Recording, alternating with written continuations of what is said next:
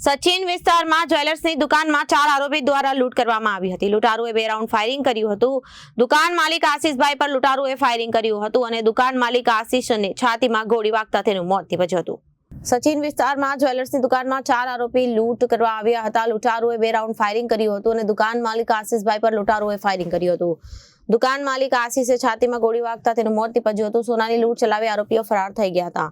4 લૂંટારુઓ ભાગવા જતા પબ્લિકે એકને પકડી પાડ્યો અને સ્થાનિક લોકોને લૂંટારાઓને પકડી માર મારીને પોલીસને સોંપ્યો હતો અને સોનાની કરવામાં આવેલી લૂંટનો મુદ્દામાલ પણ પોલીસે જપ્ત કર્યો હતો।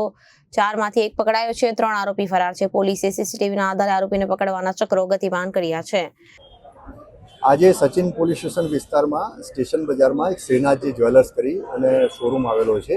એમાં રાત્રિના 8:30 થી 9:45 વાગ્યાના અરસામાં 4 આરોપીઓ ફાયરઆર્મ સાથે લૂંટ કરવાના ઈરાદે આ જ્વેલરીના શોરૂમમાં આવેલા હતા અને એમણે ત્યાંથી લૂંટ કરેલી હતી અને ત્યાંથી જે જ્વેલરી શોરૂમમાં હાજર આશીષભાઈ મહેશભાઈ રાજપરા જે હાજર હતા એમને પ્રતિકાર કર્યો।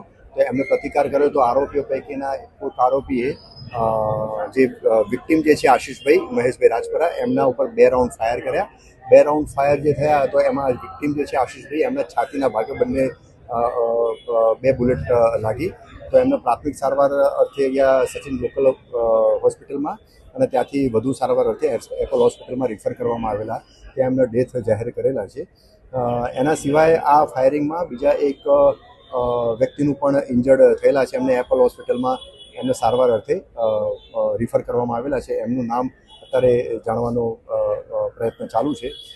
આ જે 4 આરોપીઓ ફાયરઆર્મ સાથે લૂંટ કરવાના ઈરાદે આવેલા હતા એમાંથી એક આરોપી જે છે એ પબ્લિકે એમને ઝડપી પાડ્યો હતો અને પબ્લિકે એને માર પણ મારેલો હતો। એમાં એનું હેડ ઇન્જરી થયેલી હતી, માથાના ભાગે ખૂબ બ્લીડિંગ થયેલું હતું।